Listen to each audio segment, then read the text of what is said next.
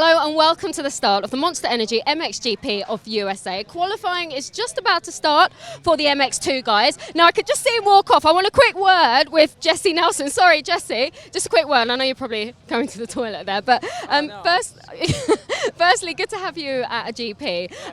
But in terms of this weekend, how are you? What's your frame of mind? Are you thinking about yourself, or are there possible team orders in play? Obviously with yourself and Jonas. No team orders as far as I know, but I'm just here to have fun, and it's completely different. This whole starting thing's new to me and everything like that. So, I mean, I'm looking forward to it. The track's pretty good. There's a lot of good riders from around the world, and it's just an honor to race with them. It's pretty cool. Just meeting new people, and hopefully I can go out there and put it on top of the box, but we'll see. Now, we saw you preparing your gate. Usually in the States, I know that the mechanic prepares the gates. What's it like for you to do it on your own? I usually have my mechanic do it, try to save a little energy, but so this is a little different, and just going to take some getting used to. I'm glad we have this pre-race, so kind of get the jitters out of the way. Best of luck, Jesse. Thanks for chatting to us. I just heard the 2-minute whistle, so I want to quickly talk to Thomas Covington, who's over here. Thomas, sorry, just a quick word. I know you're going back to your bike, but I know you won your first MX2 GP in Mexico just 1 week ago.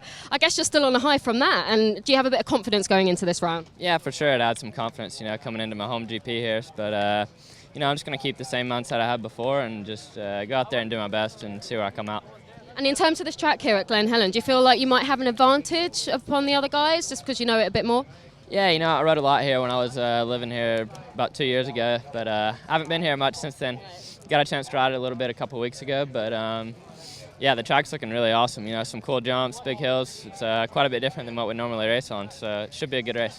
Have a good race. Thank you. Time now for the MX2 qualifying.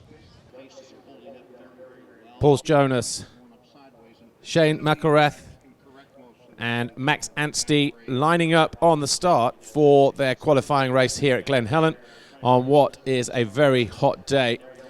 Almost 40 degrees. Valentin Guillot, number 92 on the standing construct Yamaha, one of those riders who excels in the heat. The gate dropped for the qualifying race, and over on the left-hand side, the Monster Energy Kawasaki, number 64 of Thomas Covington, grabbed the foxhole shot ahead of Harry Kulas on the Wilvonistan factory Husqvarna, but by the time he dropped into turn 2, the American ran wide, and that opened the door for Kulas to sneak up the inside. And before the end of the first lap, both riders had been passed. Valentin Guillot, the new leader, as McElrath went after Harry Kulas, squared him off the treat at the bottom of the hill, nudged the fin aside, and got himself in a second. Meanwhile, the two championship protagonists of Geiser and Jonas were going at it early on as well as they traded positions in the opening laps.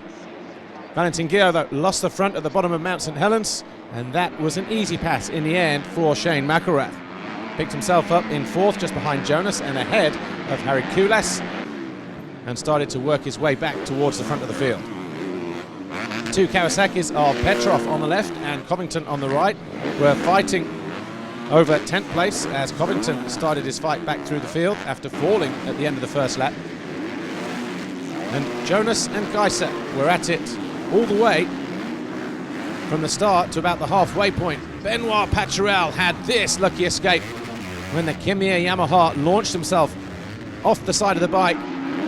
He did not finish. He will start tomorrow's race with an injured ankle, but Max Anstey on the Monster Energy DRT Kawasaki, number 99, had to give way to Jesse Nelson as the Brit's bike started to expire.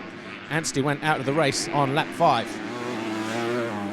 Tim Geiser got himself into second position after finding a way past Paul Jonas, and the championship leader then had his sights set on a qualifying race win.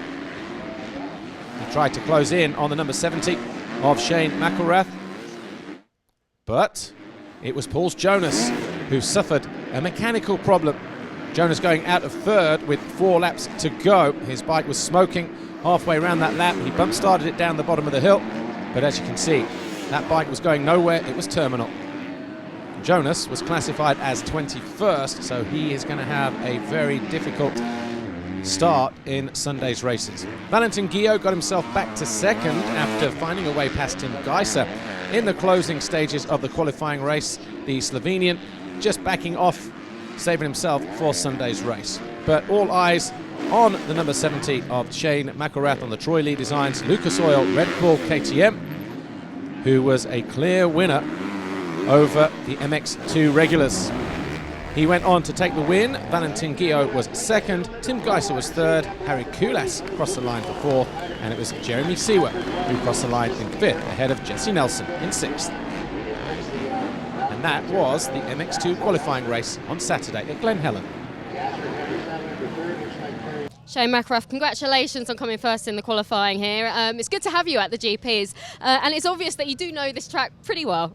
Yeah, it's this is where a lot of the American motocross racers live here in SoCal. So everybody comes to Glen Helen, but yeah, it's just cool for the GP circuit to come here and just to mix it up with these guys. I mean, it's not too often, if it ever happens, that we get to race against them. So it's a lot of fun. Good luck for tomorrow. Thank you. Valentin Guillot, second in qualifying. You had a good start. You dropped down, but you made a great pass on Geiser. Just tell us about that. Yeah, finally I make a good start. Then directly I took the lead, but I made a little mistake in one corner. I sit a bit too late, and when I sit, I lose the front. But anyway, I was fourth, and then I come back second.